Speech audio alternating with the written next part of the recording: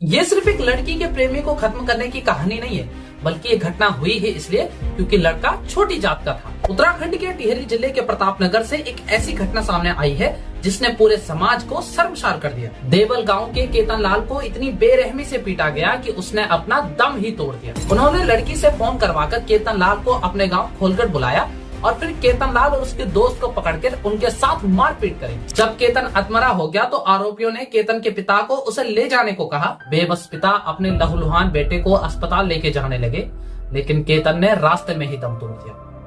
केतन की 18 साल की कम उम्र में जीवन लीला समाप्त हो गई। प्रॉब्लम पता है क्या है कि हम इस 21वीं सदी में भारत के चाहे किसी भी हिस्से में जी रहे हो, कोई ना कोई किसी न किसी कारण से, किसी न किसी वजह से किसी न किसी को जाति का शिकार बना ही देता है। और ये एक ऐसी मानसिक बीमारी है जिसका इलाज किसी के पास नहीं। इस पर आप क्या समझते हैं? प्लीज अपने ओपिनियन हमें कमेंट में जरूर से शेयर करें और देखते रहिए उत्तराखंड संवाद और छुयान टीवी। देहरादून के पॉलिटेक्निक कॉलेज में कुछ दिनों पहले एक गंभीर विवाद हुआ, जिसमें एक छात्र को जब नकल करते हुए पकड़ा गया तो अगले ही दिन छात्र के पिता सब इंस्पेक्टर ने अपने साथियों के साथ कॉलेज परिसर पर धावा बोल दिया। वहां पर उन्होंने तोड़फोड़ की, कर्मचारियों को धमकाया और शिक्षकों के साथ बदसलूकी करी। इस घटना के बाद कॉलेज के स्टाफ ने विरोध प्रदर्शन किया। वहीं दूसरी ओर छात्र का यह बयान भी सामने आया कि कॉलेज में सभी नकल कर रहे थे और शिक्षकों ने उसके साथ मारपीट करी और एक शिक्षक ने तो शराब भी पी रखी थी।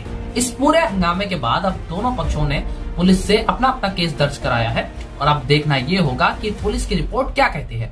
इस पर आप क्या समझते हैं? प्लीज अपना ओपिनियन हमें कमेंट में जरूर से शेयर करें और देखते रहिए उत्तराखंड संवाद और छुयान टीवी। आप समझ रहे हो सिस्टम किस हद तक खराब हो चुका है। दिल्ली के मालवीय नगर इलाके में स्थित फ्लोरिस स्टे होटल में बुधवार 3 जून की सुबह को एक बेहद दर्दनाक और भीषण अग्निकांड हुआ, जिसमें 21 लोगों ने अपना दम तोड़ दिया और 26 लोग गंभीर रूप से घायल हो गए। और इसमें गिरफ्तार हुए उत्तराखंड के शेफ केशव नेगी जी, जो उत्तराखंड से पलायन कर अपने परिवार और बच्चों का पेट पालने के लिए दिल्ली गए थे। आग लगने का मुख्य कारण सुरक्षा नियमों का उल्लंघन बताया जा रहा है, जिसमें जांच के अनुसार होटल के पास अग्नि आपत्ति प्रमाण पत्र नहीं था और कागजों में 6 कमरों का बेड और ब्रेकफास्ट दर्ज था, लेकिन जमीन पर अवैध रूप से 25-26 कमरों का पूरा कमर्शियल होटल चलाया जा रहा था। स्थानीय लोगों के मुताबिक होटल का बेसमेंट बंद था और होटल में कोई भी इमरजेंसी एग्जिट नहीं था। ऐसे में कस्टडी में लिए गए शेफ केशव नेगी जी के इस पूरे मामले को अधिवक्ता संदीप चमोली जी ने संज्ञान में लिया है और उत्तराखंड के शेफ केशव नेगी जी की कानूनी तौर पर पूरी तरह से मदद करने का ऐलान किया है। इस पर आप लोग क्या समझते हैं? प्लीज अपना ओपिनियन हमें कमेंट में जरूर से शेयर करें और देखते रहिए उत्तराखंड संवाद और छुयान टीवी।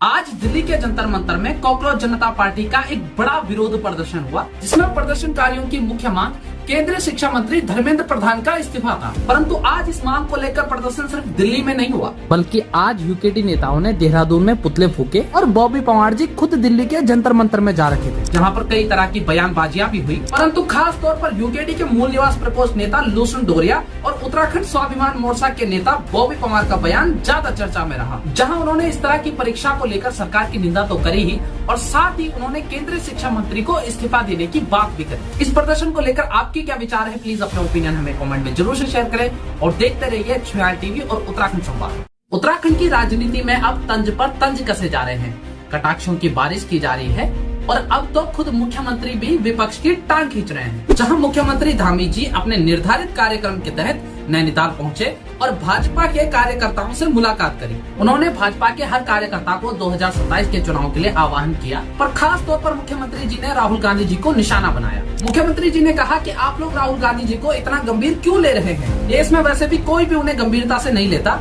उन्हें खुद भी पता नहीं रहता कि वे कब और क्या बोल रहे हैं। एक समय था जब राहुल गांधी जी ने राजनीति में कदम रखा था, तब से उनकी पार्टी उन्हें कई बार लॉन्च और रिलॉन्च कर चुकी है, लेकिन वो अभी भी सही तरीके से लॉन्च नहीं हो पाए। और तो मुख्यमंत्री जी ने राहुल गांधी जी पर सेना विरोध और सैनिकों के जख्मों को कुरेदने का आरोप लगाया। उत्तराखंड में चल रही इस राजनीतिक खट्टी मीठी हलचल से आप क्या समझते हैं?